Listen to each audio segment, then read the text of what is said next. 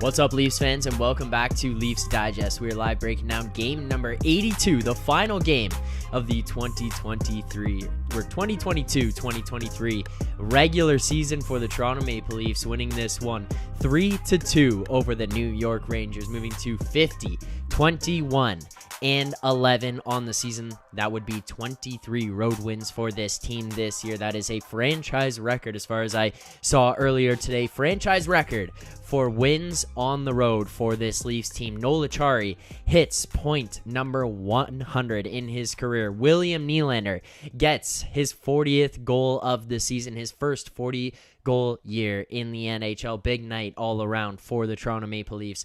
Pretty exciting stuff to be able to close out this season with a win here. I mean, if you're a Leafs fan watching this one, watching Joseph Woll, the numbers that he put up over the last couple of games, 22 saves here tonight on 24 shots against, a .917 save percentage from him. Just another great night for him. And yes, as you can tell here,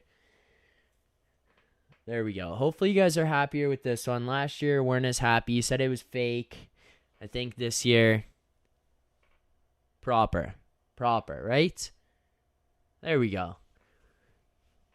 Locked in on that. So, there you go. Playoff time for the Maple Leafs, facing off against the Tampa Bay Lightning next week. And obviously here, we'll break down this game against the Rangers tonight. If anybody wants to call in and give their thoughts, please feel free to send a message to the Leafs Digest Discord. To send a link right now. You can send me a private message on there. I'll get you guys the link to call in. You guys can let me know your thoughts on tonight's game, your thoughts on the lines, your thoughts on the players in this team, how things should go going into the playoffs in terms of what you want the lines to be. So, if you do want to call in, please make sure to do so. But I'm just going to remind people here tonight, if you have any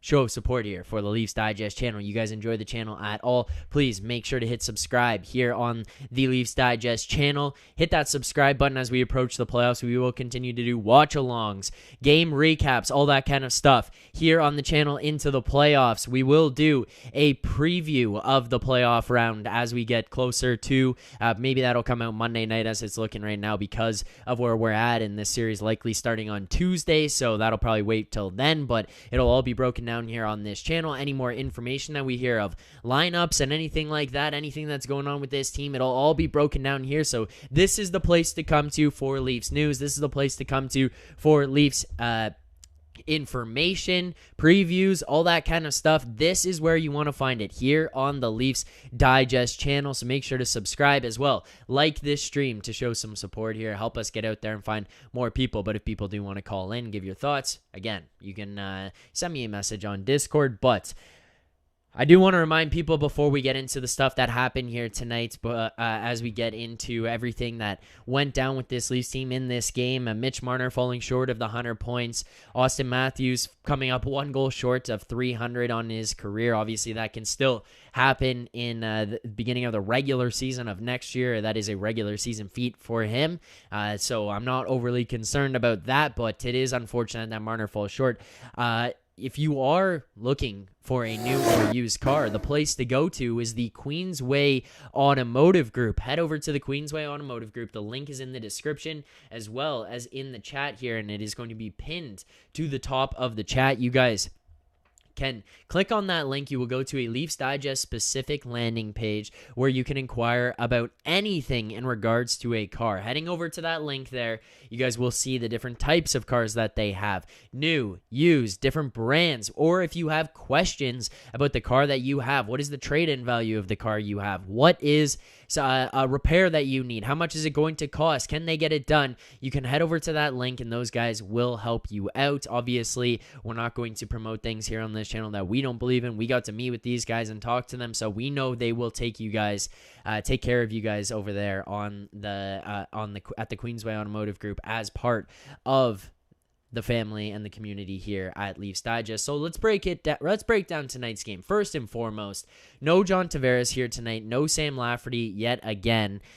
So this Leafs team goes back to the 11-6, probably closer to what we're going to see of the 6th defenseman in the playoffs. Again, no Giordano either, so Timothy Liljegren slots in. I don't think he's done enough over the last 15, 20, 25 games that he's played in to prove that he deserves to be in the playoffs. In fact, over the majority of that time, he actually probably proved that he shouldn't be in it, so you're probably going to swap him out and put Mark Giordano in.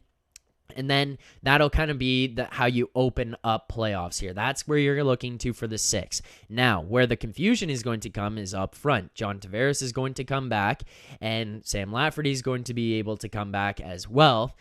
How do you kind of fit things in with Matthew Knies, and where do you slot people into that situation? Who comes out of this lineup moving forward, especially Calle Jarnkrok continuing to look good in the top 6 role? How do you kind of fit all this in? So that'll be a conversation. You don't really get to see too much of it here tonight with this Leafs team, especially in terms of where you're at with, Knies kind of joining, and he looks really, really good to me. So I saw a whole lot of good things out of him over the last 3 games that he's played in. So it'll be interesting to see how Sheldon Keefe decides that he wants to shape up this roster moving forward. But let's talk about the things that happened here tonight, the positives, the negatives, some of the weird things that went on in general. But to start off the first period, the defense was struggling. Like, they looked poor to start in the first period. And typically I would come here and say, okay, yeah, this happened, or you come off a back-to-back, or there was all this travel or confusion or whatever. There wasn't. This is basically the defense that we saw rolled out there in the game against Tampa the other night. So for me, I kind of look at this one like, there's no real rhyme or reason for them to come out slow. This is just a poor start from the defense. They looked sloppy. They looked out of position. They looked like they weren't really able to keep up with the Rangers. And one of the big things that I saw early on was struggling to connect on passes and make tape passes, committing to get pucks out of the zone. So I don't know. For the start of the game, it was rough. It was a little bit concerning. And, I mean, this is a Rangers team. Yeah, they didn't really have anything to play for here. The Leafs didn't have too much to play for. That being said, if you actually look at the standings and where things were at, the Leafs had an opportunity here to jump over a couple teams and try to hold themselves in a position where they could maintain home ice advantage depending on matchups that you could go down come playoff time. Obviously, you get into a spot, if you make it through the first round and you get to the second, you're likely going to end up in a position playing Boston, so home ice doesn't matter there. But if you get past Boston, you get to the Eastern Conference Finals, depending on who you play, win here tonight, a couple points here tonight, gave you an opportunity to hold down home ice advantage. So for the Leafs to come out flat, it is one thing to say, yeah, this game didn't mean much, but where you were at points-wise, it actually kind of did. It did matter a little bit, and it was a little bit concerning to see that slow start, especially where you kind of come out here and you're like, all right, we've got an opportunity to move up a little bit overall in the Eastern Conference and lock down some home ice. So it did have a little bit of meaning. To say it was completely meaningless, I think it would be a little bit ridiculous. And to start like that, I think is a little bit poor. Now, you get through it. You get through that little rough spot at the beginning. You get yourself through the first period 0-0, and then you kind of end up in a spot where it's like, okay, we start fresh. New 20, it's 0-0, it's a new game. Start from here. So going into that, I think it's fine, but it's more just concerning to me. You don't want to open up periods, especially on the road here. If this is going to be something you go into Tampa, you don't want to open up a first period and just start slow, start behind the 8 ball, start behind a team that could jump out and kind of take an advantage of you, where it's going to be harder to come back on them, especially in a playoff hockey. And on top of that, especially a team that knows how to hold on to leads, knows how to lock things down when it matters the most. So I did not like that first period. Start the first period especially. Let's get to some of the super chats here. We do have a super chat first and foremost from Maxentius Decimus. Thank you, Max, for the super chat. Max saying, Willie Stiles hitting 40 goals is more important than Marner hitting 100 points.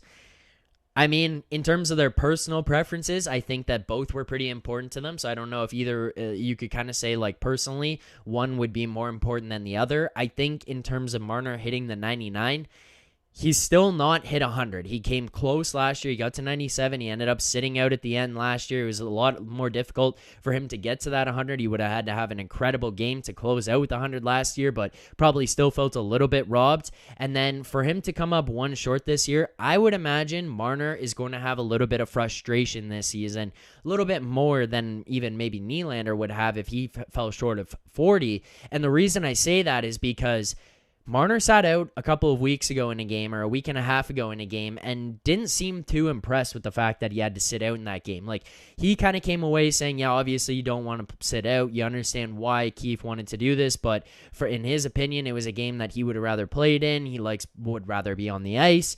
And yeah, you're going to sit there and be like, okay, I want to protect guys. I don't want them injured. It's more important to play in the playoffs and rest guys and get them back to full health. But you have a guy who's chomping at the bit to continue to play. That was another opportunity for him to get another point in that game. He obviously sits out there, not happy. And then with 2 games left in the year, a game against Tampa where maybe you could have just played him in only power play options or opportunities, in a game where you had 6 of them, Marner probably could have played in that game as well. Doesn't, then all the pressure is on him to get to that 100-point mark in the final game. Now, did he come up with no opportunities here tonight? No, he had chances. Guys on his line had chances. You saw him contributing offensively, generating things offensively, and then at the end there, he had 5 different chances. But he's going to look back on this one and say, I was sat out for 2 games down the stretch with over the last 10, 15, whatever it was, and I didn't get to that. I felt 1 point short. That's going to be a little bit frustrating. Now, for Nylander, I am very happy for him. I think that this is a cool, justifying thing for him. He kind of took a real big step towards the end of the year last year. He was one of our most consistent playoff players over the past 2 seasons. You see him jump in this year. Basically, over the course of 82 games for William Nylander, I would say that there was maybe a 5-game stretch more recently than further away, where Nylander kind of stumbled a little bit and kind of started to fall into that level of inconsistency. But I'd say back over the last 5, it really started to pick up for him. So you look at the transformations that he made in his game, some commitment to defense, commitment to driving pucks to net. He wasn't as peripheral this year, where you'd see him fully taking over on a shift where he would pick up the puck and just drive net, take a lot of shot opportunities where he wouldn't pass things up. He's obviously a very good playmaker, but you saw him kind of take command in some of the shifts, and we saw him do that through a more consistent basis during this season, where he really stepped up, elevated play, and started to push a little bit more. And I think that that's one thing for William Nylander to kind of walk away from this one and say, like, hey, you know what? You got your 40 goals. You are a 40 goal scorer in the NHL. And I think one thing, hopefully, he can take into the playoffs here is, man, I can do it. I can be a dominant force. Even looking at some of the opportunities he had here tonight, he was driving play, driving pucks to the net, creating chances for himself. So for Nylander, I hope that this is something for a confidence factor you can walk away from and say, I have a 40-goal season under my belt. I can be proud of that. So kudos to Nylander. Congratulations to him for hitting 40 goals. And I think that that's a very special milestone. 40 goals is a huge thing to hit in the National Hockey League. Now, another super chat. Joe Hill. Thank you, Joe, for the super chat. Joe saying, look at that hair. It's glorious. Beating the Rangers in their own barn is also glorious, but not as glorious as that hair. Joe, thank you.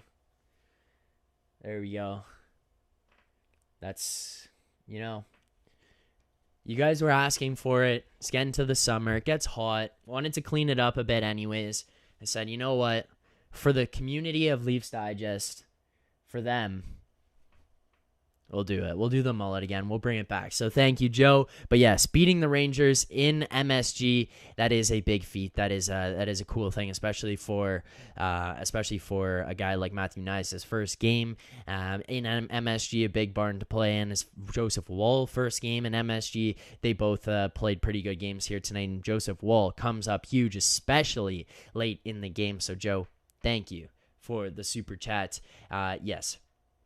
If you guys are in the chat right now as well and you want to become channel members here on the Leafs Digest channel, please make sure to hit that join button. You will get access to all the emojis here in the chat. You can fire those away. Those are available just to the Leafs Digest channel members. Those are all specific for you guys, so you can take that with you. You can join as channel members, and you'll get access to those things in there. You also get your name scrolling across the screen, as you can see here across the bottom. Different guys' names, everyone who's channel member, their names pop up here on the stream throughout the show. They come up at the bottom after the stats roll through of each game. So yes, that is where they will come up. But few questions here in the chat I want to kind of address and get to.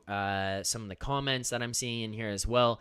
I saw one from Gordon here talking about Nyes, saying Nyes likely in a suit to start. That's where he thinks he will be. I think that would be the complete wrong decision to put him in the press box to start the playoffs. I truly look at him and say, was he the worst player on the Leafs in any of the games? No. Was he the worst forward on the Leafs in any of the 3 games? No. In the game against Florida, he was probably around middle of the pack player on the team, probably just getting used to it. You get to NHL pace, NHL play. He probably middle of the pack. The game against Tampa, he elevated, and he was probably one of the better players in the top 30% of players on the ice who were going and rocking in that game, making an impact, creating offensive opportunities, finishing checks, not being afraid, good defensive commitment, good back checking. Like, there was a lot of things Matthew Nyes was doing well.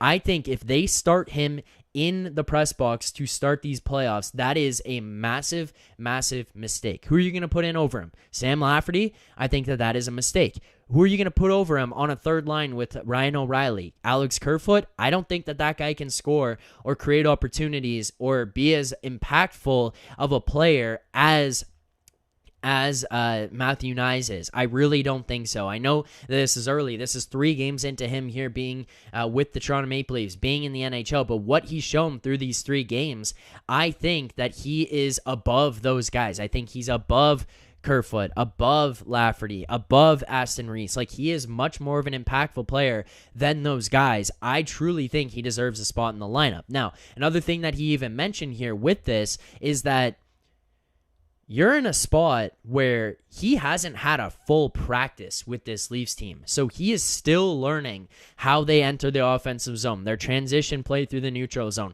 how they match up in the defensive zone, the strategy, the style that they play defensively. Like, he is still learning all of that stuff. So over the next, 5-6 days now before the start of the playoffs, before the first game, he's going to get into some real practices. He's going to get into some legitimate video sessions, like maybe tomorrow morning, tomorrow afternoon. He's sitting down and watching video. He's going over things with guys. He's learning and talking to Tavares, O'Reilly, Nylander, Marner, Matthews. He's learning from these guys about defensive zone play. I think once he gets into that spot and then he actually starts getting in practice, his level of play, his awareness, his commitment, and his impact is only going to elevate. Like, I don't think that, to sit here and see a guy who has no idea of any of these things, he's trying to learn on the fly. What more can you kind of expect out of the guy? And Gord did come back here and say, I agree with you about Nyes. I just don't think that's how the Leafs will see it. Okay, fair enough. If you're just saying, like, you think that they might see it differently. But, I mean, look at Nyes on the play against Schneider in the second period. Off the draw, puck goes over. He outmuscles Schneider, picks up the puck, starts going up the wall. As he's traveling up the wall, hits the brakes, turns back around, leaves Schneider in the dust, drives down low, and then cuts out front and takes it to the net as a big man power forward move. Like, you're looking at a guy who walks out front using size, speed, and strength to win the battle, hit the brakes, and turn with agility going back the other way, create time and space, drive down low, have that awareness, and then on top of that, drive out front and be able to create an opportunity in front of the net. Like, that is... What more are we asking for a kid who's hopping out of college right into the NHL and creating those opportunities? Like, that to me is it showing a kid sign of maturity, strength, physicality, and confidence in himself and in his own play to be able to create that and do that. Now, one thing that I also think is really important here, obviously we're going to continue to talk about this game against the Rangers, but you could kind of walk away and be like, well, how is he going to compete against a Tampa or a team like you'd face in the playoffs? Well, first and foremost, the first team that he played was the Florida Panthers. That is a hard physical team who's playing in a desperation situation. He didn't look out of place, and Florida is in the playoffs. Second team that he faced is the team they're quite literally playing in the first round. Next Tuesday, they will start a series against the Tampa Bay Lightning, and Matthew Knies just played against them and was an impact player in that game against the Lightning. So we saw him against a team the Leafs are actually playing in the playoffs. They dressed their full lineup aside from some of the injuries that they're dealing with. They dressed their starting goaltender, and Matthew Knies created opportunities. He drove some play at times. He was creative. He looked confident. Like, he did a lot of positive things. So you look at that, and in the game against Tampa, he still had a lot of positives. Then here against the Rangers tonight, another playoff team. A team with a Vezina goalie. Obviously, Halak played tonight and not Shesterkin, but a playoff team nonetheless. Panarin, Kane, Kreider, Zibanejad, Tarasenko, like top-end defensemen, Adam Fox, Andre Miller. Like, this was a good team. These are three good teams to match him up against and see what he could do, and in none of the games did he look out of place. Can he use some work on his defensive zone play coverage, learning how to function in some of those situations, learning to break out better? Probably, but he's going to have an opportunity to do so over the next 5 days or so with sitting down and having video sessions and full practices. So yeah, for me, not too worried, and I think he deserves to be in the lineup game one. Few more super chats here. Max Entius Decimus. Noel Acciari goal is the depth goal playoffs need. Look, I think Noel Acciari could be a massive, massive player come playoff time. I really, truly do. I think Noel Acciari could be a guy who gets into a playoff spot, into the playoffs, and gets himself into a spot where he is finishing checks. He is kind of frustrating and getting in the other team's way, getting in their grill, pushing guys around, engaging in every scrum, pissing guys off like Corey Perry and Pat Maroon because he's finishing every check, making defensemen worried about his presence because every time the puck goes in their corner, he's finishing every check. And then you look at him here tonight in this game against the Rangers. Yeah, he scores that goal. And is it a pretty goal? No, not at all. He takes a shot from the point, but then he has the awareness, the speed, and the strength to get to a rebound and one hand poke it through while he's being checked by a guy chasing back on him, trying to get him away from the puck coming into it. Pokes it through nonetheless, gets the puck in, and through Halak's legs, scoring the goal, and what ends up being the game winner here tonight. Like, for me, Noel Acciari is going to be an impact player in the playoffs, and he's the type of player that we have not had in years past. Yes, Wayne Simmons, Nick Foligno, these guys were here, but they are not the type of player that Noel Acciari is right now, because when they came here, they were beyond that point in their career. They were beyond that point in their lives where they were just past their primes, not able to do so. Now, is Noel Acciari a prime player who's going to make some crazy impact every time he's on the ice? No, but I think he makes enough of an impact to go head-to-head with bottom sixes around the league and actually compete with them physically and at least match up defensively, blocking shots, doing those kinds of things, that he can provide way more than we've seen out of our bottom six in years past. Another super chat here from Joe Hill. Joe saying, Knies over Lafferty and Kerr for sure. Let him play. I agree 100%, Joe. I'm on the exact same page over here. I think that he is a better player than, offensively at least, contributing than Kerfoot, and I think he might just be naturally a better player or a more impactful player to the Leafs. Maybe that's a better way to put it than a guy like Sam Lafferty, and I'm fine if he goes ahead of him, and Sam Lafferty is used just as depth here in the playoffs, because you look at the fact that you went out at the deadline and picked up a guy for $1 million who can be a depth player, offensively and has NHL experience, scored over 10 goals this year, can kill penalties, and if he's going to be a guy on the outside looking in, one, I think he'll be really hungry if he gets into a playoff opportunity and gets into the lineup, and two, I don't think it's that expensive to have that guy sitting on the sidelines watching and waiting to go in. I don't have a problem with it realistically, but yeah, I think that he should be in over either of those guys. I think Aston Reese right now deserves to be in based on his level of play. But yeah, I mean, if he's going to jump anybody, that's who he's jumping to me. Another super chat here from Joe. Thank you again, Joe. Legend here in the Leafs Digest chat. Joe saying, also, I can't love Joseph Woll anymore. His poise when there are breakaways on him is something we've been missing for decades. I think that there's something to be said about that for sure. I think he also steps up and elevates his play in some of these big moments, these big game situations. You're looking at late in the game against Tampa, late in the game here again tonight against the Rangers. He steps up big. Yeah, do the Rangers score? They do, but it gets called off, especially because he's got help from his defense. And one thing I did earlier today, I'll send the link to it right now, actually, for people who want to go and watch this.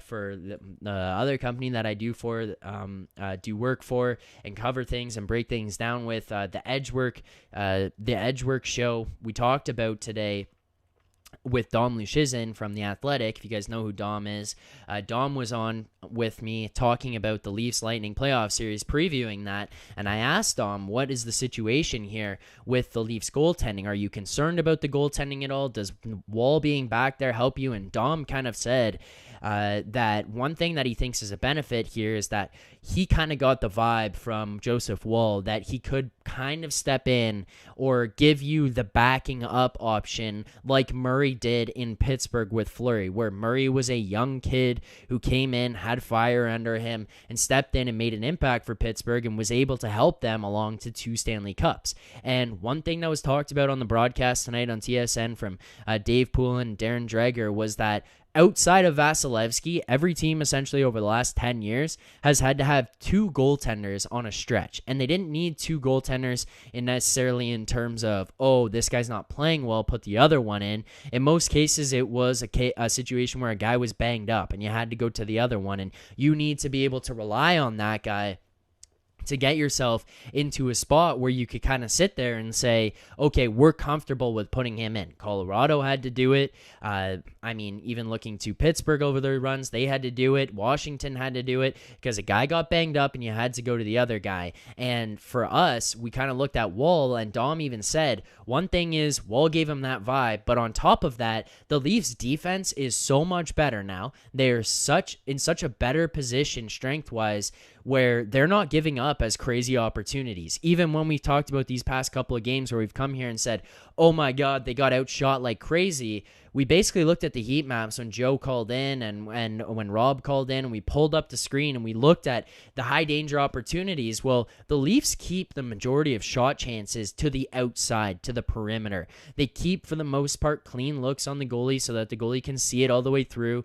has a clean read on the shots coming in, and is able to do a lot of that. So I think that we are in a comfortable position. And again, I sent the link there in the chat if you do want to go watch that. I had different people who are analysts in the NHL and Dom from The Athletic there, who is a Leafs fan, come on and talk about that. So you can go over there after this show and check out those videos that we did on the Edgework show, talking about the Leafs Lightning playoff series and what might go down, what we might see between those two teams. So check that out for sure after this stream here tonight. But again, want to remind people, if you're watching and you have not hit like, please hit that like button. We are at 30 likes. There's 115 people watching. No reason that we can't get at least 250 likes here. I mean, we should be able to get to 75, 100 here on the stream tonight, but if you're not hitting that like button, you're watching right now, I don't know what you guys are doing. Hit that like button. Help out the show. And as well, if anybody wants to call in,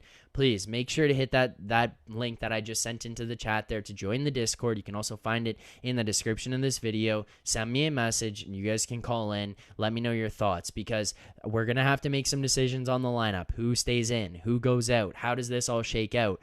So a lot of that is going to come, but we will continue to break down tonight's game. And if people have thoughts, I'm going to sneeze.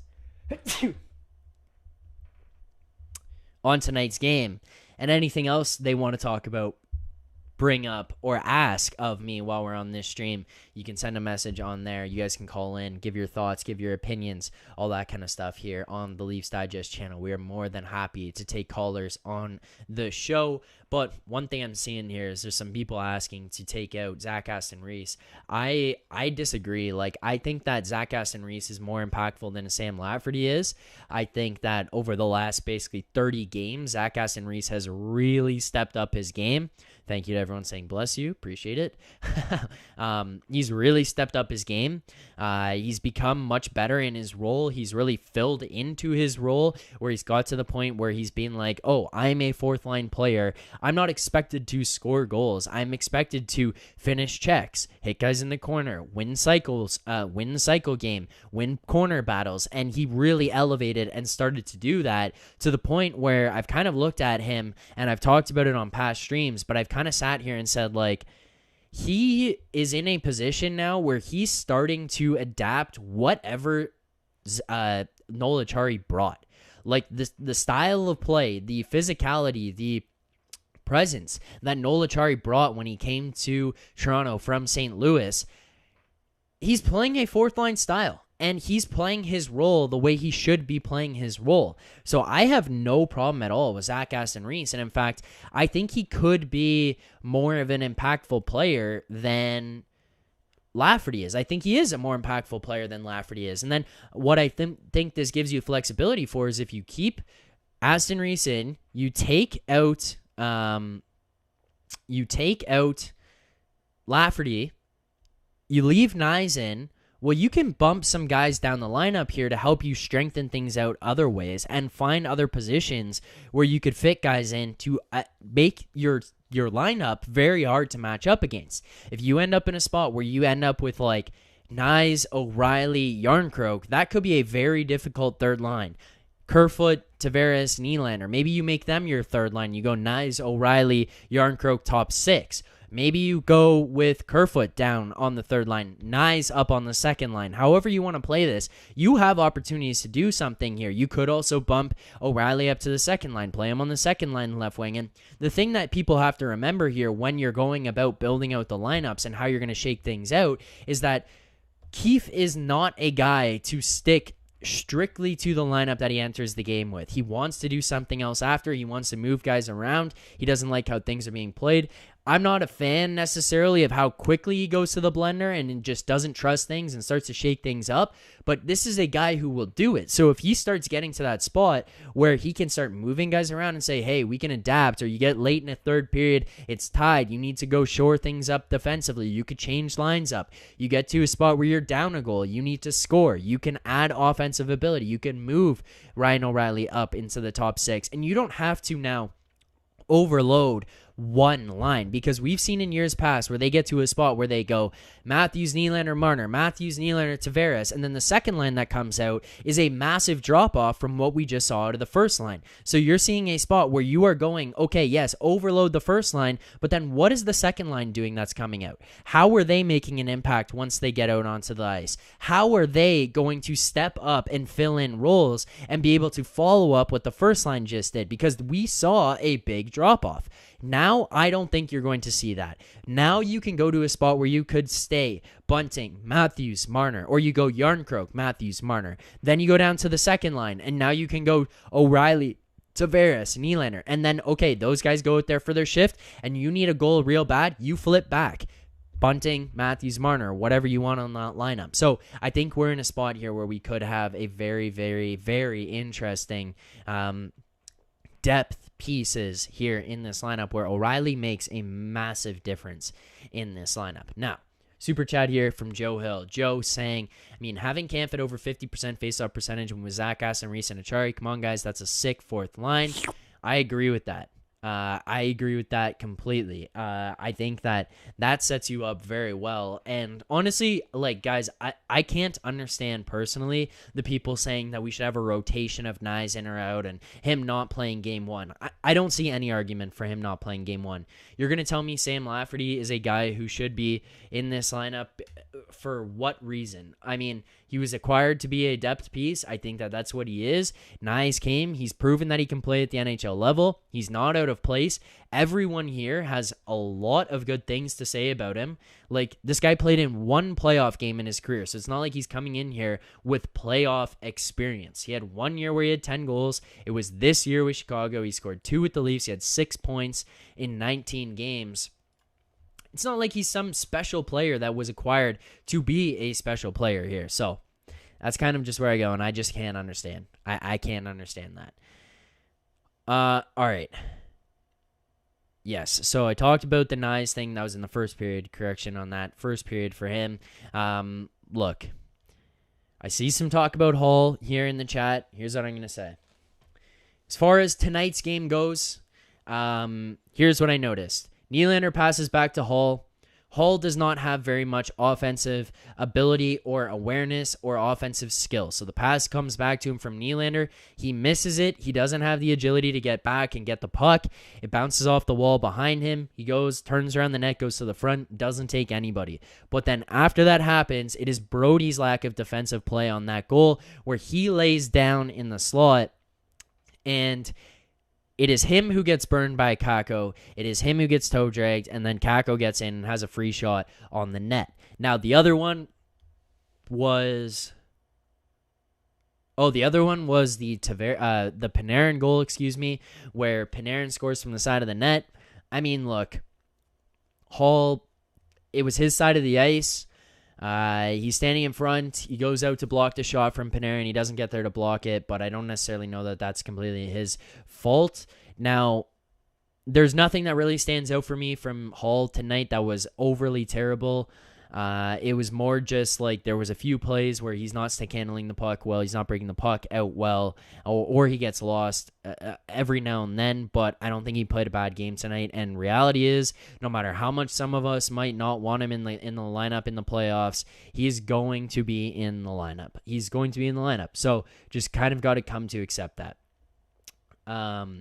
Dan Freeman saying, Philly, come on, man. Nyes hasn't proved he deserves it yet. He's decent, but I'm not convinced he has totally earned the playoffs over these tougher guys in game one. I don't know who's tougher than him, man. I don't know who's tougher than him. Like, what has this guy shown to say he's not tough? He takes hits. He gets up after them. He's not afraid to go into corner battles. He wins corner battles.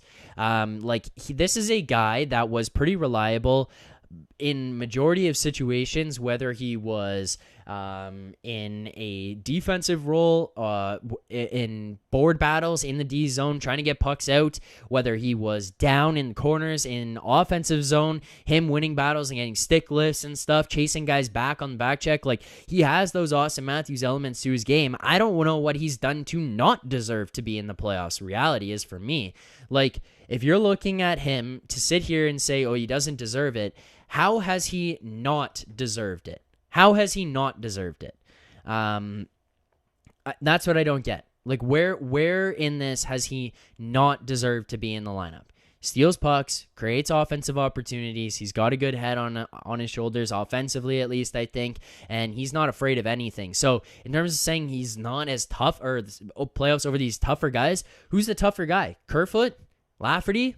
Like, those guys are not tougher than what Matthew Nyes is. I don't necessarily know that he's tough, but to say he's not, to put him in over the tougher guys, like, I don't know where you're losing toughness by putting him in. I just don't see that. I don't see that. ProGuide Entertainment had a comment here where he said, Zach, Hull could end up costing us the series, though. Yes. That is my concern with him. At some point, there could be something where he costs us a big game or a big moment or gives up a big goal with some type of big opportunity, and that is where I still sit here and have concerns with, because he is a guy to be prone to have those opportunities. He will generate them for the other team every now and then. You see this guy occasionally throw pizzas up and stuff. It happens, and if he gets into a spot where there's more pressure and it is coming down to the playoffs and he plays in a situation where maybe he's going up against the first or the second line of the other team, I am concerned about that. 84 Cole R saying Lafferty is tougher for sure right now. I don't know that that's true. Like, I don't know what makes him tougher. Like, what is it that's you're defining as being tougher? I don't know. That's what I don't know right now with it. Where is he tougher? In what sense is he tougher? All right, guys. 50 likes on the stream. Everyone knows what that means. 50 likes. Every set of 50 likes, whether it's 50, 100, 150, 200, 250, whatever you guys get it up to. So you smash that like button. You can continue to see it. You just bring the salts out. So salts, I'm hoping to have to do these a lot on the playoffs because you guys are smashing the like button while you're watching. But here we go. 50 likes here on the stream.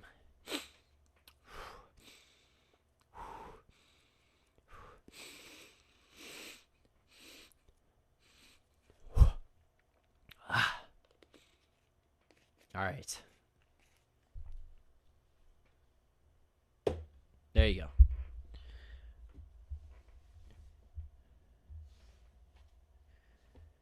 Dan Freeman says, Philly, do we just forget the standard of patience and overcooking, guys? I don't understand where we're at in terms of like patience and overcooking this guy. If he's ready to play, he's ready to play. Think about how many kids around the league right now are jumping in out of college. Cole Caulfield jumped in with Montreal out of college. You're going to tell me Cole Caulfield was tougher than Matthew Nyes? I would highly disagree with that. You're looking at Nyes being more physical, like stronger, bigger, more capable for being a playoff type guy who can fit maybe lower down in the lineup. Caulfield came in right out of university and joined the Habs and went on a run to the Stanley Cup with them. Like, this guy jumped in right out of college. I don't think we're doing anything wrong with him here. In fact, how many times do we sit here with guys and be like, well, they need playoff experience. They need to see what it's like, blah, blah, blah. You're got an opportunity here to show the kid what it's like to play in the playoffs. You're going to jump in here where he's not going to be relied upon to be a guy, to be an impact maker here. The guys who are going to be relied upon is McCabe, Brody, Riley, Matthews, Marner, O'Reilly, Tavares, Nylander. Like, those are the guys who are going to be relied upon. Even guys ahead of them looking at David Kampf, Achari. Like, these guys are going to be much more important in terms of them being relied upon. So disagree there. And then just in terms of saying Caulfield got sent to the AHL for a big stint. Yeah, after the fact, because he didn't start the next season where they would have liked him to. He didn't start the next season how he jumped in when he first got to Montreal. So they sent him down. They said, go get some confidence down there. You're not playing the way you would like to be. Go light it up in the AHL, then come back.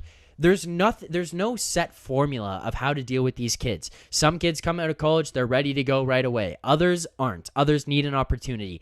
I just don't see how this kid is in a spot where he's not deserving of being here right now. Like, is he the worst player on the Leafs right now? No, he's not. Is he the worst forward? No. Is he the bottom 3 forward? No, he's not. There are other things for him. And Dan saying he wasn't ready. He was ready. Look at Cole Caulfield when he jumped into the NHL out of college. Like, I will literally pull up the stats here for Cole Caulfield. He came into the NHL, and in his first year playing in the NHL, he hopped in with the Habs, and he went 20 games played, 4 goals, 8 assists, 12 points. The next year, was he struggling at the beginning? Yes. So what did he do? He went down and played 6 games. He didn't play a long stint with Laval. He didn't. He went down and played 6 games. He had 5 points in 6 games, and then he came back to the NHL.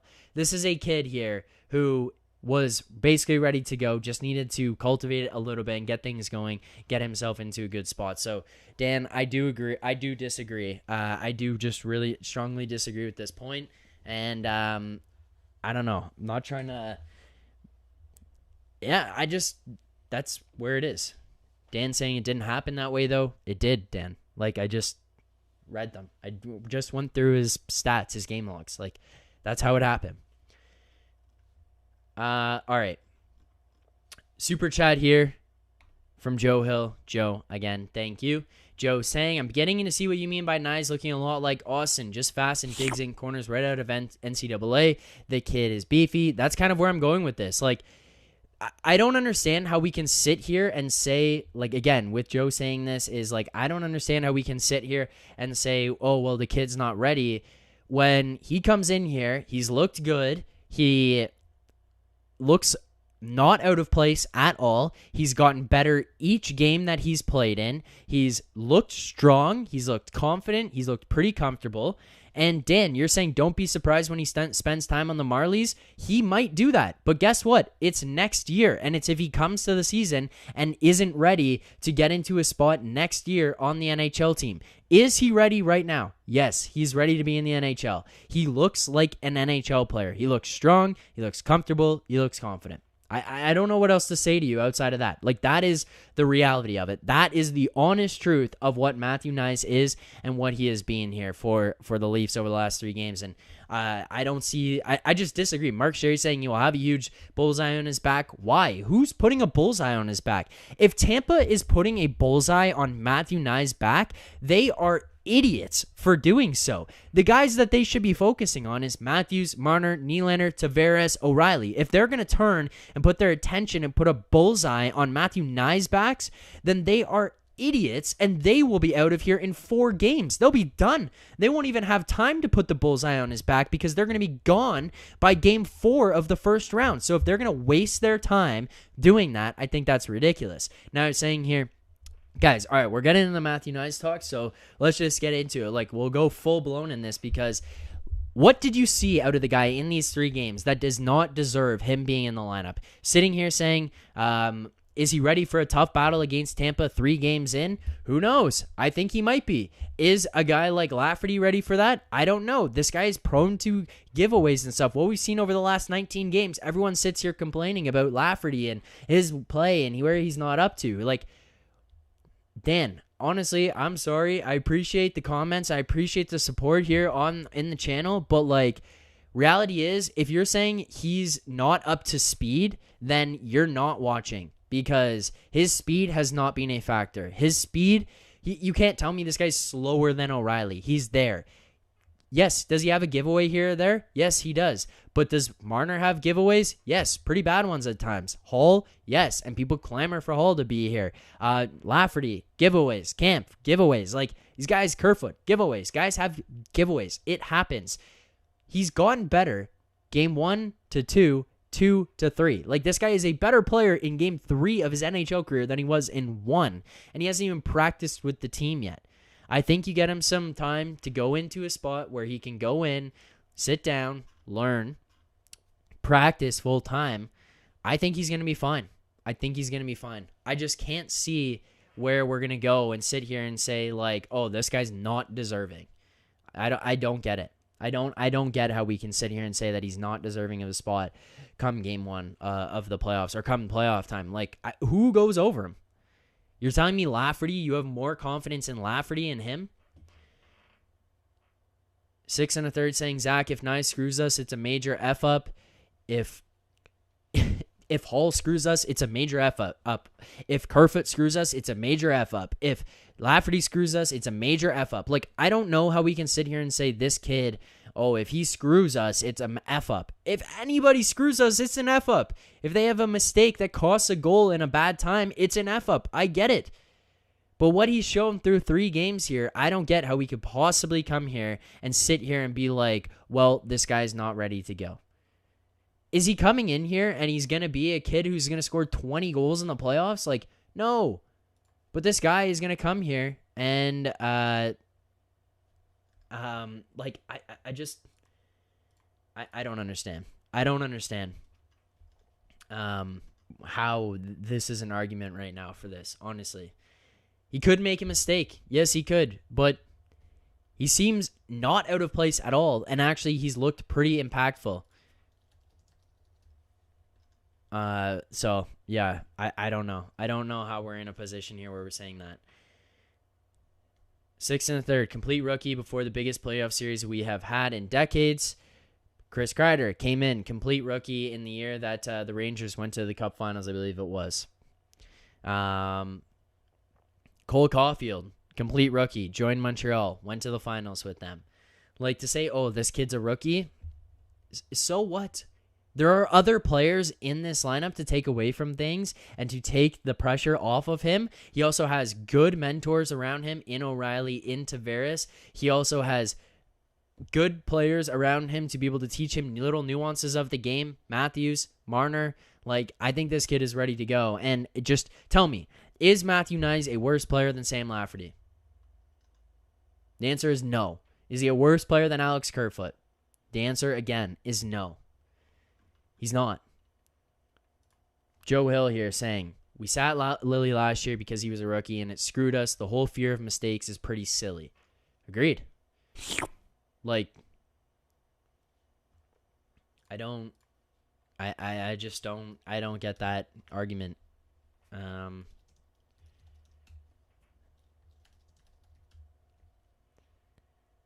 I just don't get the rookie argument. And I think that tell me honestly, is he worse as a player than what we've seen out of Lafferty?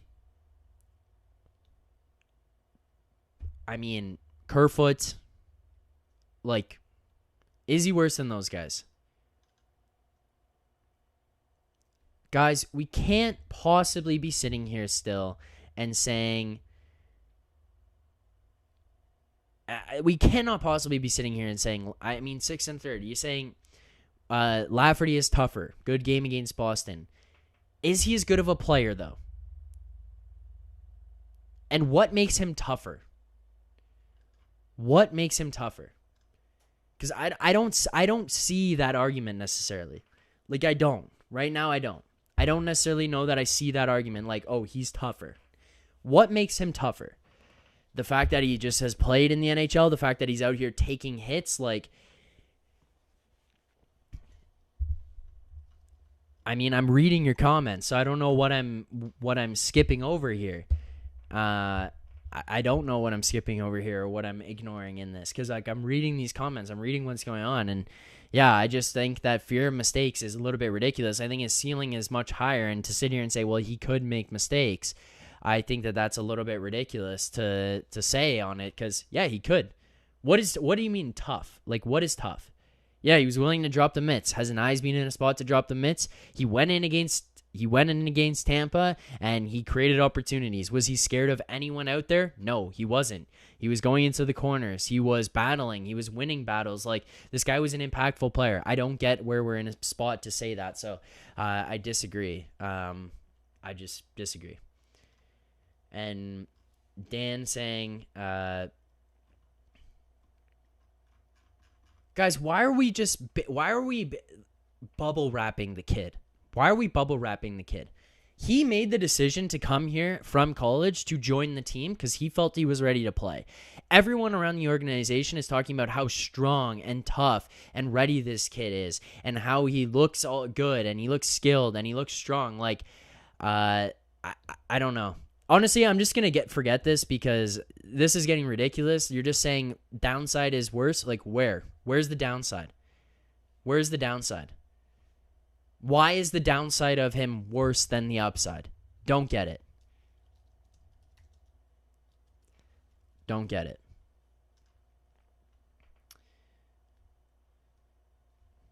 Okay, 6 1/3 says if Knies blows this is where I don't understand. 6 1/3 says if Knies blows this for us, I will never forgive him or the Leafs. Okay. What if Tavares blows it? What if it gets to Game 7 and he blows it? What if you decide that Lafferty has to go in because he's tougher and he blows it?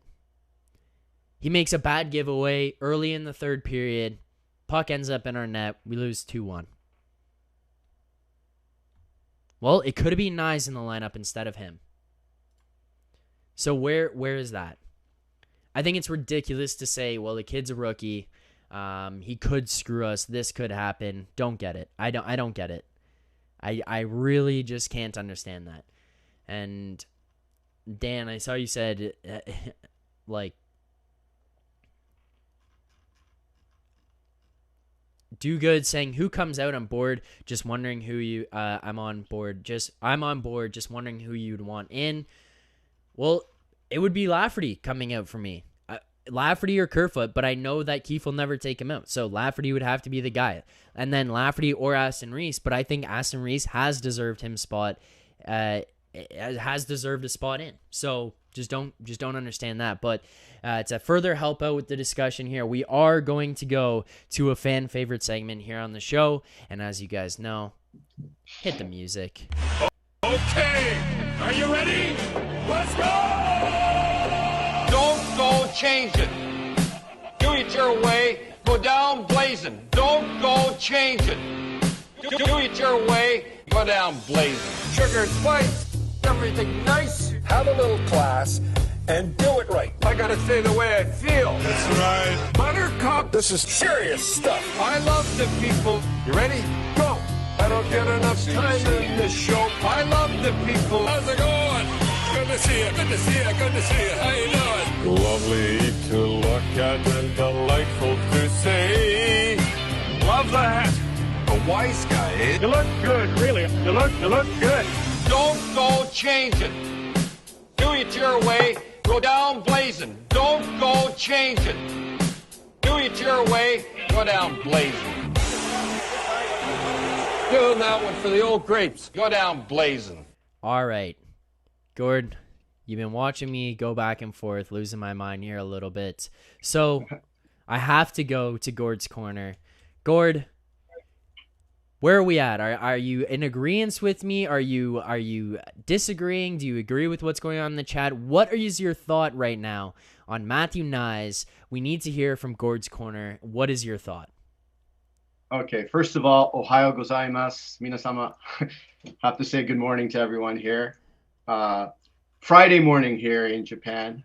Friday is my day off, actually. Friday and Sundays are my 2 days off. So, yeah, I usually watch the show during the week when I'm at school, but I have to watch it with the volume off, so I can only communicate through the chat. I can't hear you, but I often go back and I'll like re-listen to your show later on that evening.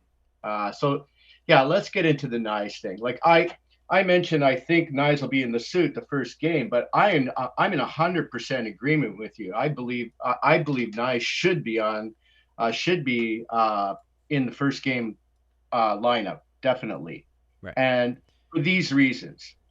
Okay. Good morning, guys. So a bunch of people saying good morning in the chat. So Ohio gozaimasu, Super Sim is right on it. Okay.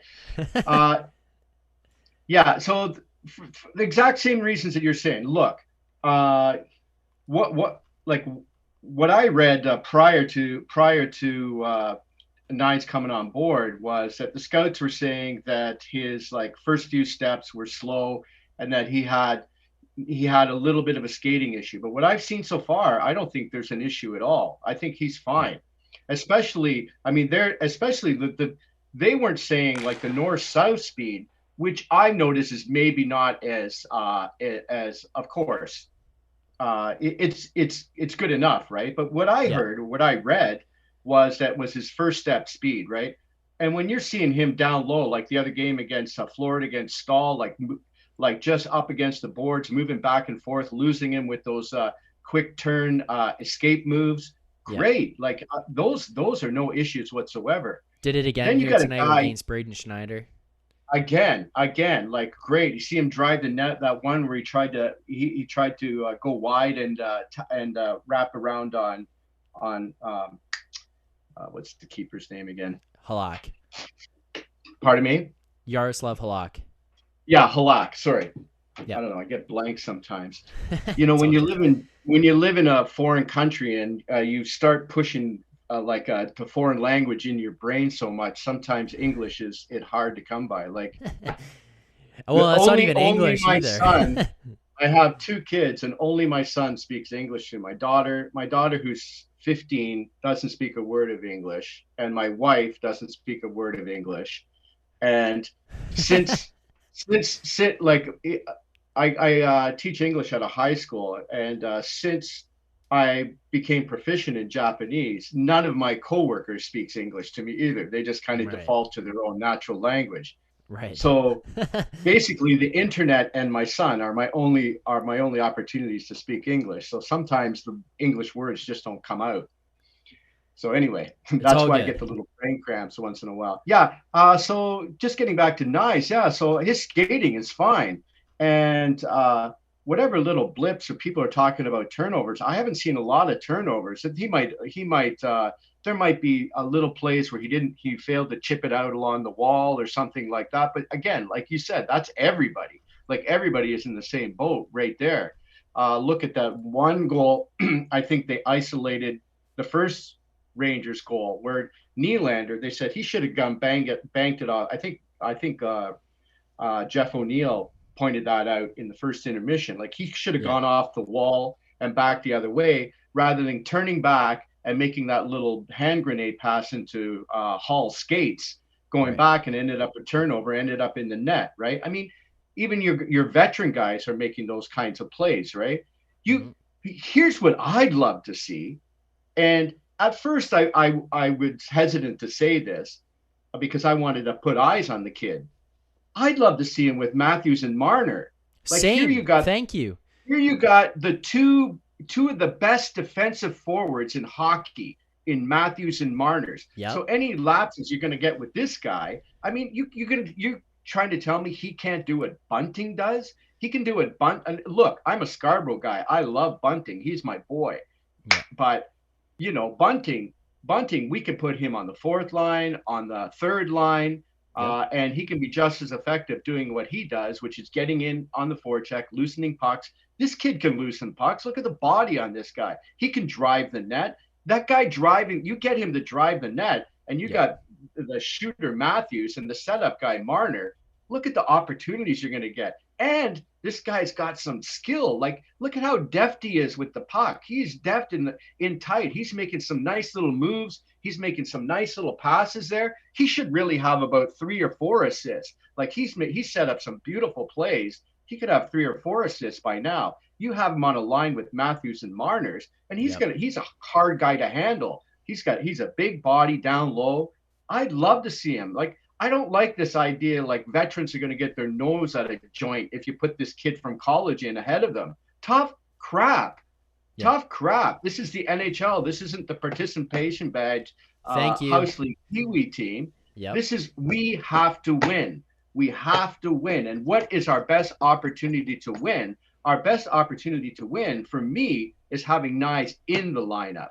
Agreed. And until he proves otherwise, you know, if he's a mess, and I don't think he will be. He's shown that he can skate. He's shown that he can make plays. You put him up there with Matthews and Marner. He's got the 2 of the best defensive forwards in the game who are defensively responsible. Those are literally 2 guys who could be in the Selke conversation each year. Like exactly the takeaways, the block shots, the defensive responsibility, the IQ. It's really noticeable about Nyes is he's really good at those takeaways that both Matthews and Marner are, like getting behind, lifting the stick up without getting in on the hands and getting the puck back. He's got a really strong stick. Now, you put all 3 of those guys who are arguably Matthews and Marner's are the best in the NHL at those types of takeaways. Now you put him on there. Oh man, that's a world of trouble for Tampa's defense. Have the balls, Keith, have the balls to stick Nyes up there on that top line.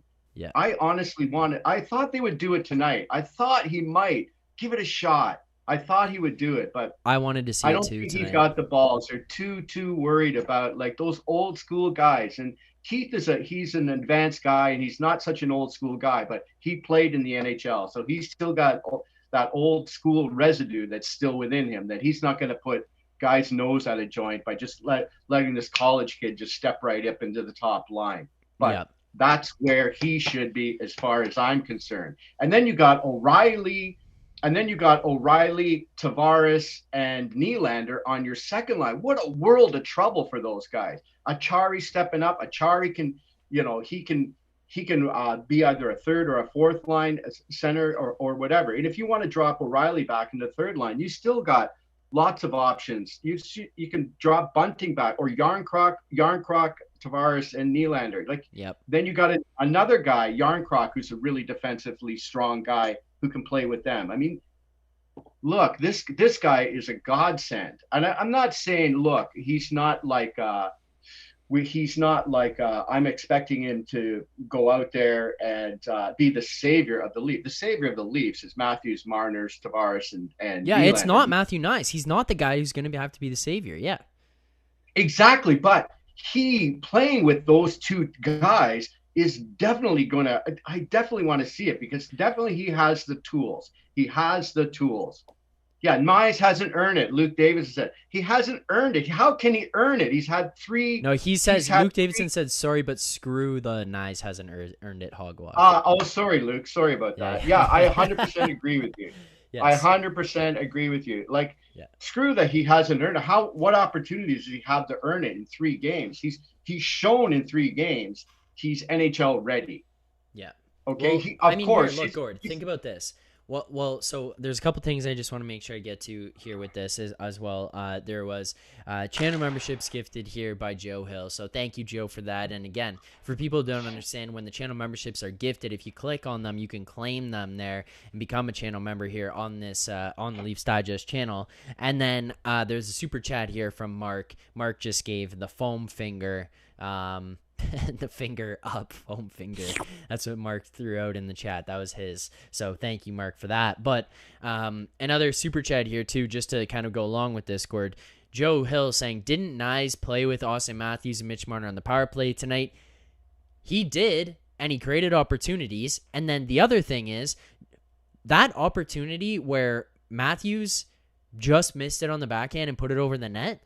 Guess what that play was?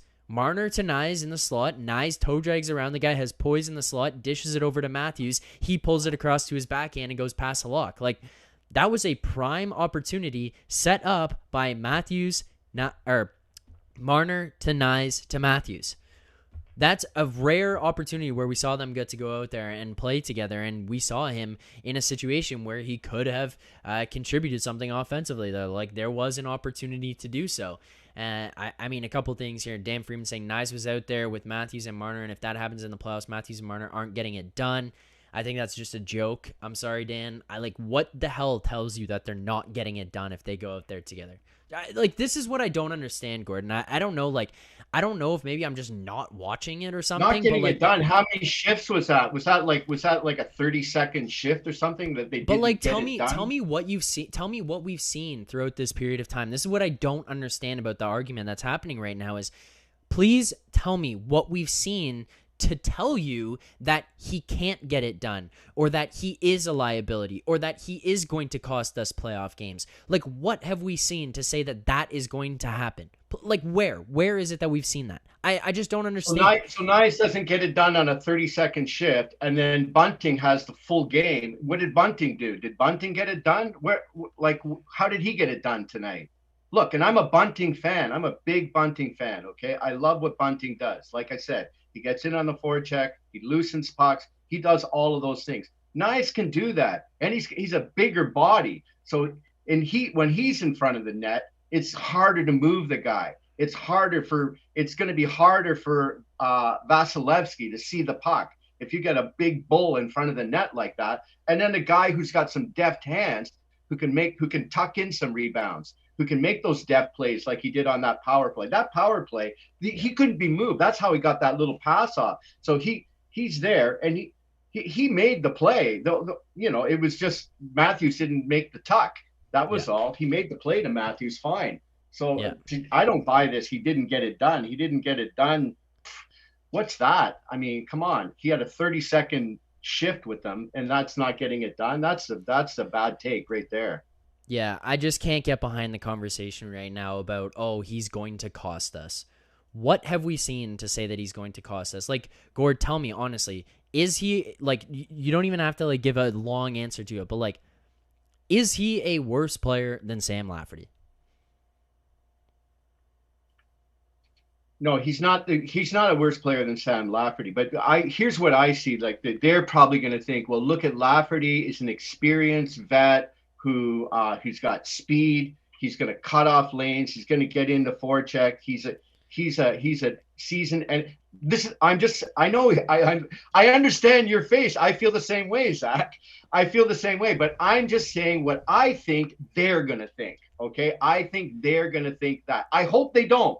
I hope they look, they say, look, let's give this kid can handle. He's already shown he can handle the NHL. He's got some skills.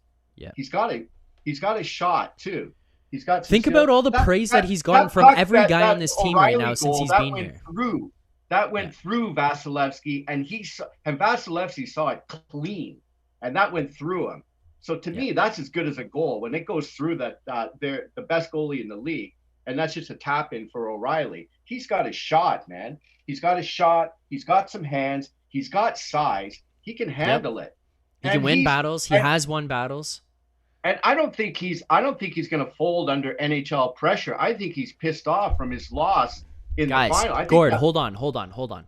Guys, to sit here and say, oh, put a guy with experience in, put this guy with experience in, I think is the most BS argument that you could possibly come here with. I will be very honest.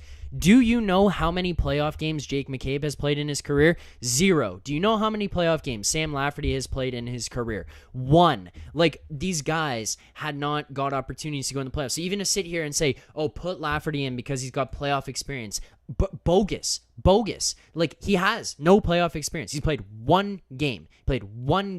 Of playoff experience. Like, to say, oh, experience. Okay, I get it. But put the better player in. Who, at some point, who gives a damn if the guy has experience or not? Gord, I know you're not saying to put the guy in with experience, but I know you're saying that might be what their thought process is. 6 and a third Chirpman in with Nyes with ridiculous casual back passes that almost cost us several times. Where? 6 and a third. Do you remember Kerfoot? Kerfoot last year in the playoffs, drop pass, or Kerfoot high stick that goes on the penalty kill. Like, they happen. Remember Brody missing the guy as he goes and drives around him? Like, having experience in the NHL or having games played in the NHL, put the player who's good in. Put the player who can make a difference in. This guy can make a difference. This guy can be an impact player. He's been more of an impact player through the 3 games that he's played than I would even think Lafferty has through the 20 games that he's played. To sit here and say he's a kid who could cost us, bogus.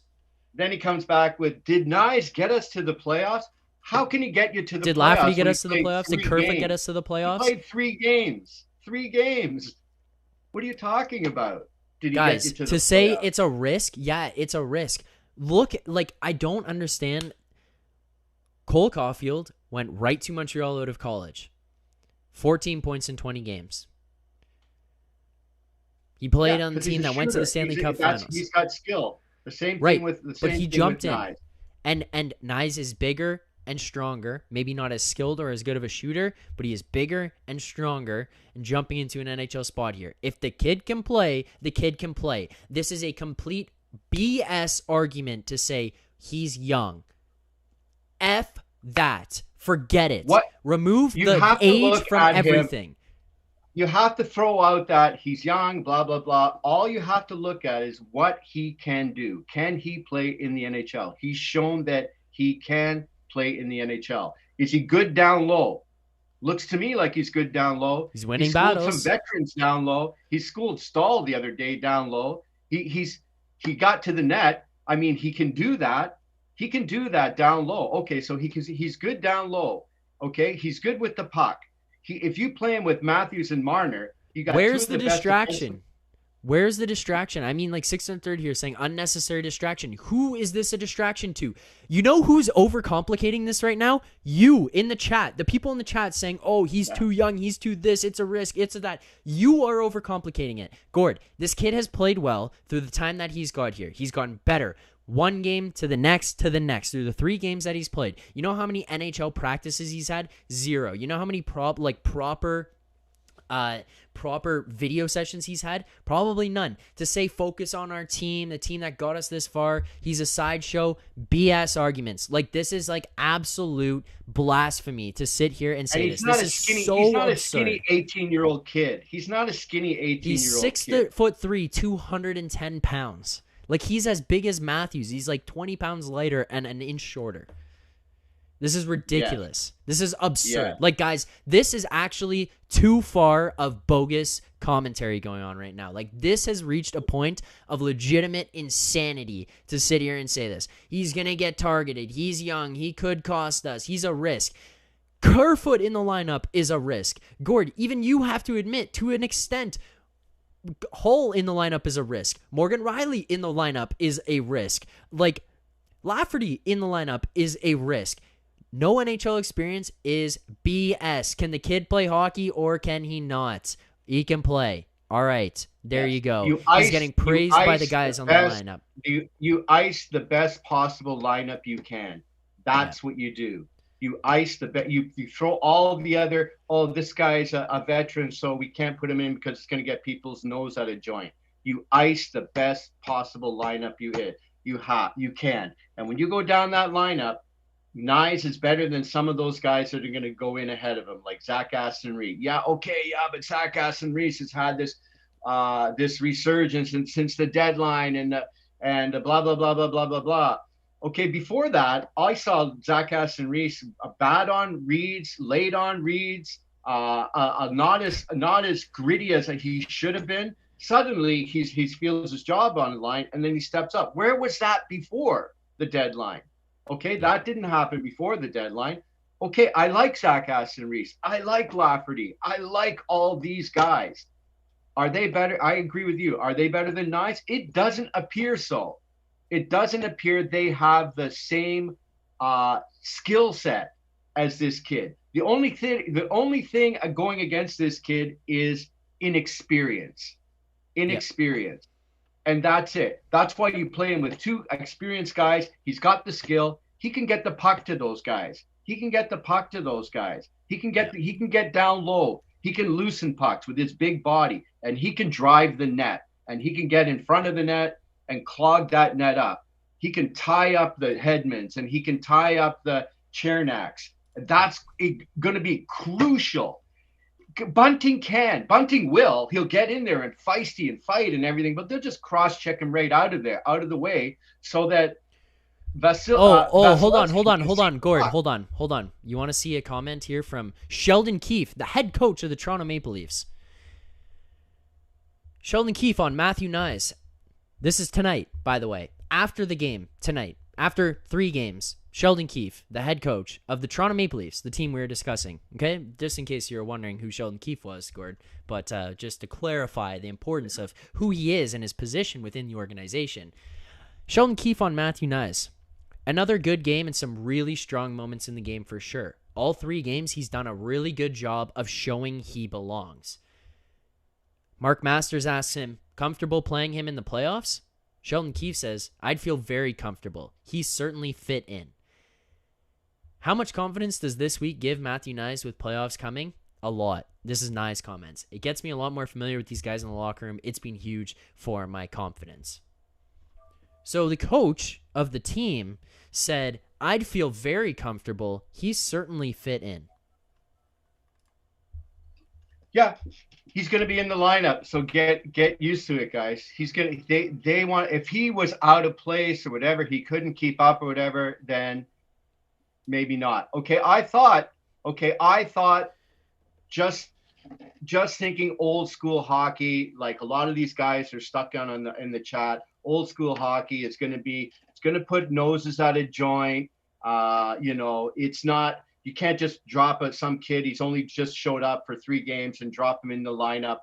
They only care about one thing, and it's winning. And that is putting the best lineup out there that they possibly can. And they're going to decide whether Zach Aston-Reese or Lafferty or Nyes is better. And I think Nyes is better. I think those other guys, Lafferty and Zach Aston-Reese, are great. They're great role players.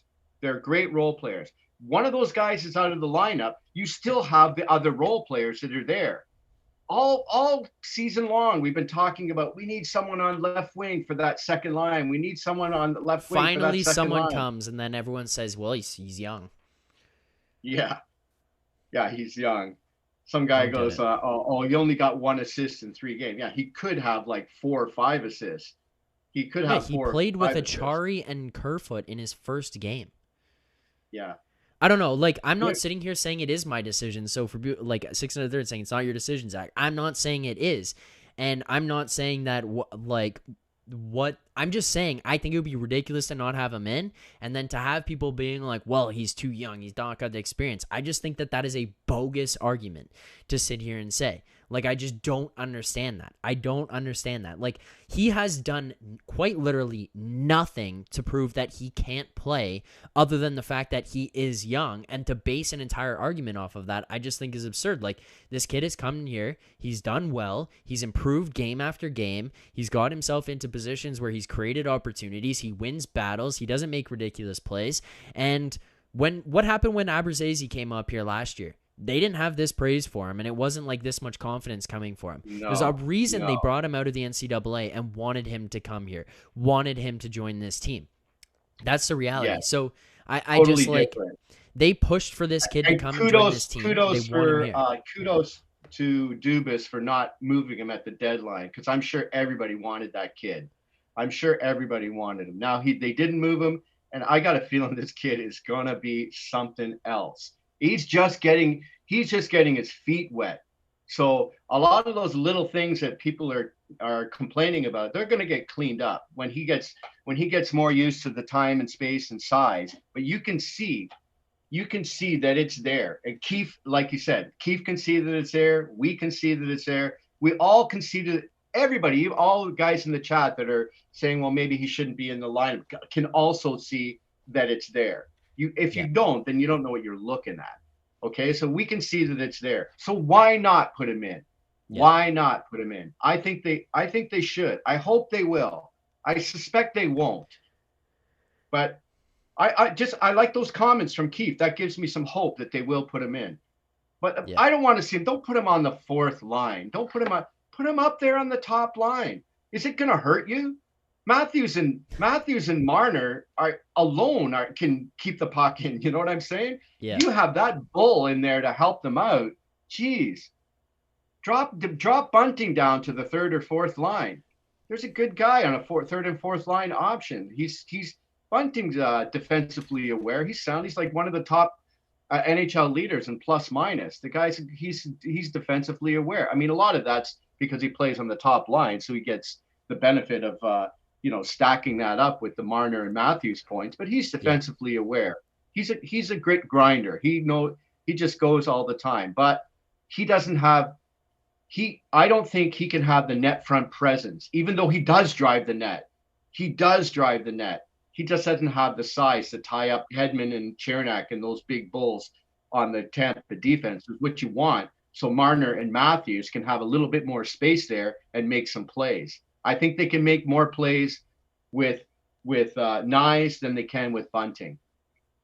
Yeah, I would agree. And I just think he adds more depth, more offensive ability, probably more strength as well to certain lines. Adding on, he can just go in there with O'Reilly and kind of help that out. So I just think it. Why not put him in? Because Tampa is coming out dirty. Okay, Tampa is coming out dirty. The kid is a monster. What are they gonna do? So what? If they're gonna be a fight, who's gonna fight? Bunting? Is he gonna fight? Is he gonna fight? Kerfoot? He's not gonna fight. Is Kerfoot gonna fight? So what's that? What does that mean? Tampa's coming out dirty. So what? So let Luke Shen punch somebody's face in. So what? Yeah. Big deal. Coming out dirty. Toronto's going to be hitting too, man. You think that kid can't hit? Well, we've seen him. He was not afraid to get hit. He's not afraid of. The guy's not afraid of contact. He's not afraid of contact. They're going to come out dirty. Yeah, I hope so. It's playoff hockey. From now on, from here on in, it's every second night is a war. That's NHL playoff hockey. We're all aware of that. Yeah. Dan? I just don't understand the concept of like, well, I'd rather have someone in who's tough like Wayne Simmons or Lafferty when they're not going to be as good of a player, but they're tough in your opinion, because we put out tough guys before. Kyle Clifford, Wayne Simmons, we put those guys in the lineup. They're not able to make an impact on the game because they're just there to be tough. So that's it. Like, then they can't contribute. So what do you want from that? You need guys who can play hockey. That's what's most important here for this. So yeah, I just was like, it's not like he didn't get to see Tampa. He played against Tampa last game. So he saw them, Kucherov kicking TJ Brody and guys getting hip checked and roughing after every single whistle. Like, he saw it. He was there. He was a part of it. I think he's a guy who can contribute, a guy who can make a difference. Exactly. I think his level of play, his upside is significantly higher than where we're at with some of the other guys. And I think that his floor is at least, or the downside of him is at least on par with where some of the other guys are who have experience. So I think that's it. Exactly. Okay, so we beat that horse to death. So let's move on from Yeah. Matthew Nice. Let's move on Yeah. from Matthew Nice. I don't Well, I don't know where we go from here, but tonight's game, I only watched the first 2 periods. It was just, that was a snoozer of a game. So I can't watch that kind of hockey. Just nobody's really into it. Like, Nylander just trying to get his 40th, and yeah, shooting a billion shots. shooting a billion shots, and defensive, like, kind of in the non-contact shinny mode that are, I mean, I think that's how New York got out to that quick start, and they're just like, okay, this is going to be a non-contact game, and it's like Yeah. nothing's on the line. It just looks such like a heartless, useless kind of game. So You I want to see the tried hits watching here it, tonight, Gord? 14 hits from the Leafs, 10 from the Rangers. yeah, and most of I think of the 14, like half of those were Shen and Bunting. Those are the only two guys I saw throw hits in the first 2 periods. Yeah, Achari, Bunting, and Shen. I'm sure they're the only three guys that threw hits tonight. Like, because they don't Yeah. know any other way. Even, like, I mean, they don't know how to play hockey any other way. Yeah. I'm sure if they play like a family shinny game, like, they'd be hitting their grandmothers. Those guys. That's One all hit here you go. One hit for Achari, one hit for Aston Reese, 2 hits for Bunting, 4 hits for Hall, 2 hits for Shen, 1 for Timmins, 1 for Liljegren. All right. Oh, My boy Hall getting in there. one hit for Nyes. One hit for Nyes as well. Was the Hall hit a hit, or was he stumbling over his feet and he crashed into the guy? He had 4. He had 4 hits. One of them, Yeah, though, good. Gord, I'm not gonna lie, I'm pretty sure was a little bit of a Justin Hall stumble and bump. Yeah. But I think the Not other 3 surprising. were legit hits. Yeah. Not surprising. Not surprising. Yeah, I think he, like I said, I think Shen has rubbed off on him a little bit, and they're on him. Like, come on, guy. Like, just, you don't have to go out. Nobody's gonna expect you to drop your gloves, or especially after getting dusted by, what's his name, Nugent Hopkins. Like, stay away from the fisticuffs. That's gonna just embarrass you and embarrass us to boot. But at least when you ride guys off, give them a little something when you ride them off. Yeah, just finish it off. Yeah. But it's probably one of those ones for him where people are looking at like, dude, I saw the video of you getting pumped by Nugent Hopkins. Like, do you want the smoke? Are you sure you want the smoke? Hit guys, Yeah. but like, yeah, I think other than that, that might be a little out of his element, which is fine. But yeah. All right, I think that probably is it here for tonight. There wasn't really too much. Oh, I do want to ask you thoughts on Marner not hitting 100, and where is he going to be at in terms of level of frustration? Would you expect him to be frustrated for not hitting it? He did get sat out for 2 games there. Where do you kind of get to with that? Yeah, I don't know. I think now the focus is on Tampa, and that's it. I think whatever frustration he might have personally, I think that's whatever. It's time for him to just move on from that. He got jobbed on that assist the other night. Should have got that. That was his 100th point, really. He got jobbed for that. But I don't know. I was kind of hoping they would stack up like maybe Matthews, Marner, and Nylander tonight. So you could just kind to of like push for all the records. yeah, just to do that. But I don't know. Do you think that would have been disrespectful to the Rangers? I don't know. I don't think they care. Whatever. It was a shinny match. Even Marner he looked half-hearted tonight. Like I said, only watched 2 periods, but he wasn't driving the net like he usually does. He didn't have that same jumper energy. So I don't know if he really, of course he wanted it, but I honestly think and hope that he's just playoff focused, and he looked like he just didn't want to risk injury tonight. They all look like that. So maybe he's matured enough to think, 99, 100, whatever. The only thing that matters to me is the Stanley Cup. Yeah. Yeah, agreed. And I saw those I comments from hope that's Nylander it. too. They asked him about him feeling proud, and he said, "I won't feel proud of anything until we win the effing, or we effing win something." I think that was his quote. So I kind of liked seeing that, but also seeing here, Mark Sherry says, "Oof! If we hadn't challenged the goal, he could have got the point in OT." Mark, it is league challenged in the final minute in a situation like that. It automatically goes to review by the league. It's not the Leafs challenging that. That was automatic by the Leafs, and it also was pretty clearly a kick. Like, they went to the box and they came right back very quickly, and basically just said, "Yep, there you go. It was a kick." So it is what it is. Is there anything else tonight, Gord, that stood out to you?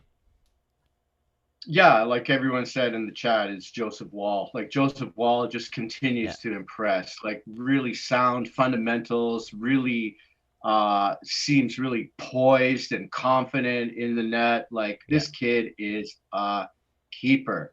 And we've been just, I mean the Leafs and Leafs fans have been waiting for a homegrown goalie forever since Felix Potvin.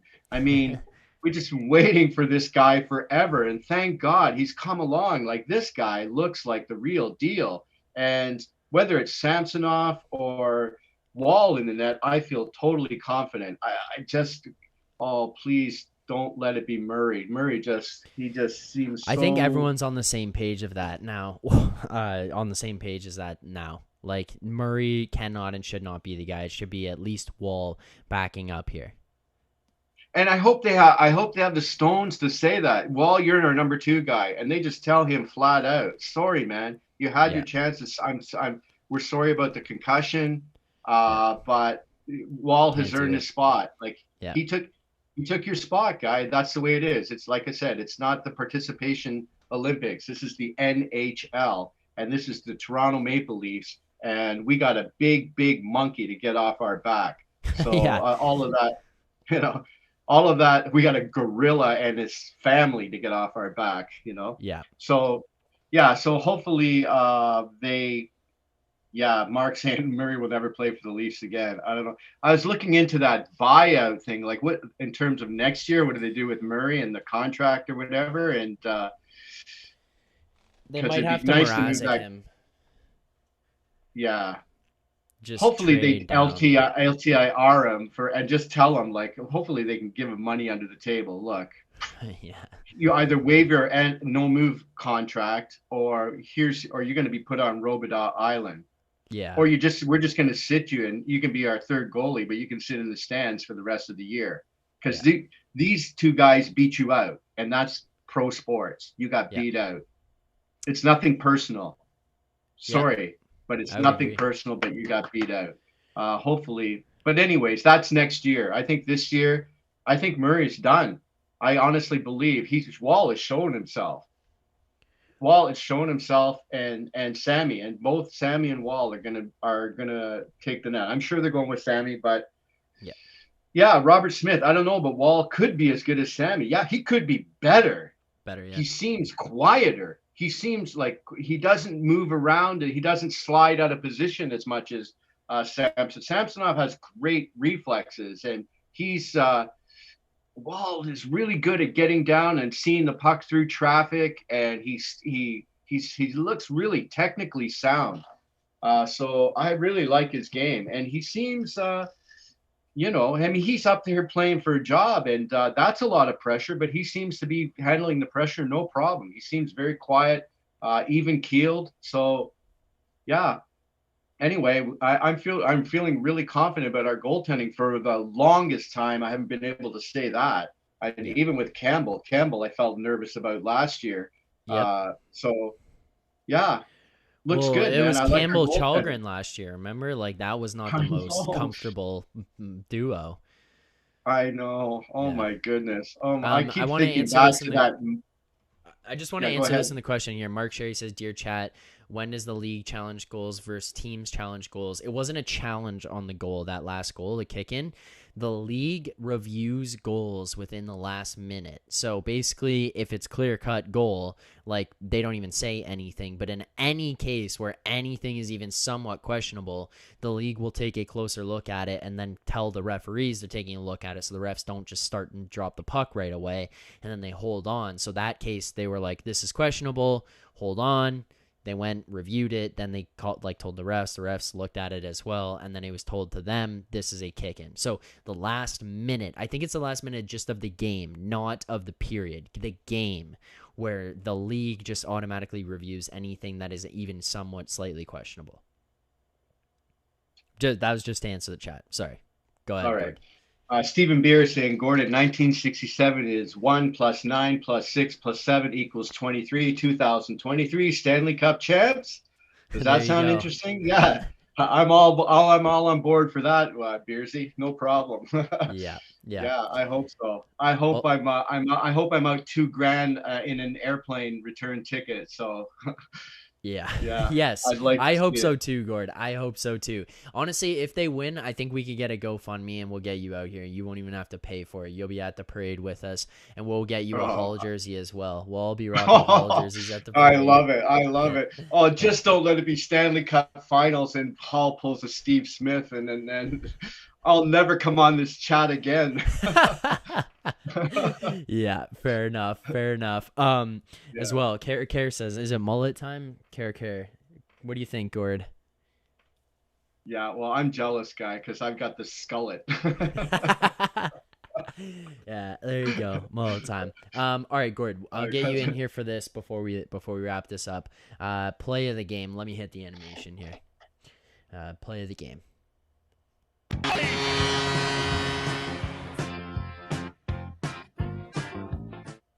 All right, play of the game. Gord, what do you got for me? What was your play of the game? Well, you're gonna have to defer to the chat for that, because, like I said, I bowed out after the second period. So I'll leave that up to you or the chat. Okay, I'm gonna go with Nylander's 40th. Gets his 40th goal. Gets over that hump, finally becomes a 40-goal scorer. It was a funny play, too. Puck comes into him. He catches the puck in the slot, puts it down, shields the puck around, turns around, rips it upstairs over Halak, having the patience to kind of wait him out, put it up over top, the skill as well to put it over top. This guy had himself an absolute game where he was just ripping shots the entire time. Like, the amount of shots generated by William Nylander tonight, chances generated by this guy, too. He was an absolute weapon out there. You could tell he wanted to get that 40, and for him to get it and reach that milestone, I think, like I talked about it, I think this is a positive for him, especially going into the playoffs. You walk away from this one kind of sitting there like, I'm a 40-goal scorer in the NHL, and that means something. There is importance to that. Like, being a 40-goal scorer in the National Hockey League, that's a big deal. So shout out to William Nylander for getting there, hitting that mark, finally hitting that milestone. Yeah, I think that was a good one. It was just a good play all around. It was a cool goal that he scored too. Like, for him to be able to do that and have that play, I think pretty cool. He worked his ass off to get there tonight. Finally does it. So 40 goal for William Nylander. That's it for me. I will just give an honorable mention to Joseph Woll the entire game, because I think he was pretty stellar. Made some good saves, made some big saves, some timely saves. I think he had himself a pretty good night here again, and just proves to everyone that he was in a good spot to be a backup goaltender here in the playoffs. He's a guy that we can trust, I guess, rely upon if it gets to that point. We have to go to it. So that's my play of the game. But Gord, I guess you don't have one here. So we'll go final thing. Grades of the game for tonight. You want answers? I think I'm entitled. You want answers? I want the truth. You can't handle the truth. All right, you can at least give me a grade. What's your grade of the game tonight? I can't. How could I give you a grade? It's just like this low-impact, shinny game that everybody was only half-heartedly involved in it. Rangers and the Leafs alone. Like, it was honestly, it was unwatchable, to be honest with you. I had to click it off. It was just, I'm just so pumped for the playoffs. And after seeing the intensity and despite what John Cooper said, the intensity in the last Tampa Leafs game, it's just a hard game to watch. So a lot of saying A, B plus, B plus. I'll give it a I don't know. I give both teams a C from the first two periods I saw. So both teams get a C and they get out of there. It's an A plus in terms of everybody walks out of there healthy. And that's what we wanted out of this game. Everybody Yeah. walks away healthy. So that's A plus as far as I'm concerned. I mean, I can agree with you on that. I'm going to go with a flat B. This was just an average game. This is a mediocre game. It was kind of boring. In terms of some of the team stats here tonight, we go 58% on the faceoffs. I talked about the hits, 14 hits, 10 hits for the Rangers. No one wanted to hit here tonight. We had 21 shots. They had 24. We had one power play. They had 2. They went 1 for 2 on the power play. Like, I don't even know what to make of this game. Kind of like you said, like looking at the stats, it is just low impact. It was not much going on. It was pretty boring overall. And you get out of this one safe. You get out of this one no injuries. You get a come from behind win against the New York Rangers in MSG to close out both of your seasons and finish it off that way. I think the Leafs will be happy about that one, and I think the Rangers will be pissed. So I think that that's a nice thing to kind of have and just walk into the playoffs with here. Now go home, rest up. Everyone's healthy. It's just, yeah, you won the game. You finished with 50 wins on the year. That's also a nice thing to have. Not only that, but you get 23 road wins, which sets a franchise record. But yeah, that is a pretty good representation of what I thought this game was here tonight. It was a boring, just get through it type of game. But there you go. There's our final Gord's Corner of the regular season. Gord, I hope we get to have you call in here during the playoffs. I very much look forward to that, hearing your opinions, your thoughts on the games as we watch. So very excited to hearing you come on during playoff time. Hopefully it lines up that we can get you back in here. I think it's supposed to be Tuesday, Thursday next week. So if it is, So hopefully we that's can get you Wednesday, Friday. So Friday I'll be able to call in. So hopefully I'm calling in after 2 wins and we're up to heading Cobb, to Tampa so. up 2-0. Yes, I hope so as But well. So yeah. yeah, Wednesday I'll be watching the chat on mute. Definitely I'll be watching the chat. Wednesday's a pretty busy day for me, but I'll be Okay. definitely be in there occasionally watching the chat. Maybe I'll give the kids a free study period so they can just quietly study, and I'll be sitting here with my iPad just scanning the chat. Perfect. So yeah, man. Anyway, thanks for having me on, and hey guys, no sweat on getting a little bit heated on the nice thing in the chat. It's all good, man. We're all passionate about the Leafs and we all want the best thing and we all want that cup. So it's all good, guys. Cheers. Yes, Great it's all show as good. usual. Thank you. And yeah, go Leafs go. Thanks, Zach. Thanks for having me on, buddy. Thanks, Gord. Appreciate you calling in as always. So there you go. There's Gord's Corner here tonight, and Gord's Corner, as well as all of our call-ins here, are brought to you on the Queensway Automotive Group hotline.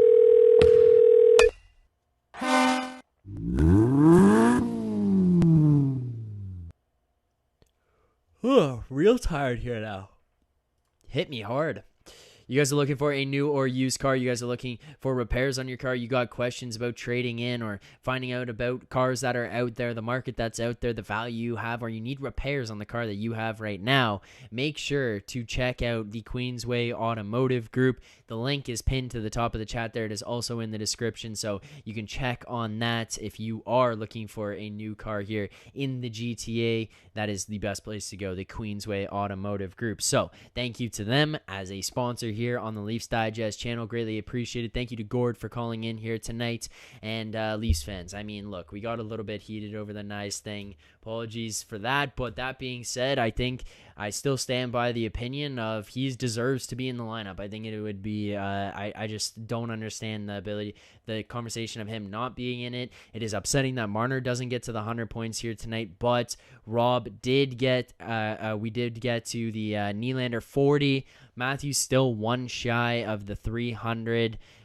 So in his career, he will get that hopefully very quickly next season. We do look like we found our backup here in Joseph Woll. He played a great game here tonight. Another above 900 game for Joseph Woll. So very happy to see out of him. But I think that is about going to do it for our regular season coverage here this year, guys. I greatly appreciate everyone who's tuned in, who has been a part of the chat, who's subscribed to the channel, who is now channel members here on the show, on this stream. I do really appreciate that a lot. So thank you guys for the support. Thank you for liking, following along, watching, as well as subscribing. So thank you guys so much. Stephen Beer saying, Zach, when are you doing playoff predictions and preview? It'll either come out tonight or it will come out on, I think, maybe Sunday. I'm trying to work through this. I'm going to have some guests on to do the playoff preview with me. We'll break down starting goalies, power play, how we want to see them, lines, what we do with the lines moving forward. So we'll break all that down, as well as predictions. What do we have the series finishing in? And I will say this to you guys. I don't see I don't see this one going to 7 this year. I don't see this one going to 7. So that's where I'm at. I don't see 7. You get my full prediction in the video coming up on this channel. Make sure to subscribe, hit like here on the Leafs Digest channel. Rob, you're my guy. Appreciate you for the support. Appreciate everyone for supporting so far this season. The Leafs go out in Game 82, winning 3-2 over the New York Rangers, going to 50, 21, and 11 on the season. 23 road wins. It is a, franchise record for road wins in a single season. Happy to see that out of this team. Huge night for William Nylander hitting that 40-goal mark. Joseph Wall is the man. Thank you guys so much for subscribing to the channel, for supporting, for continuing to come to these streams. Hit that like button on your way out. Subscribe if you haven't already. Leafs fans, thank you guys so much for tuning in. This has been Game 82, the final game of the regular season, winning 3-2, going to 50, 21, and 11. As always, Leafs fans, what else could I say? Keep believing.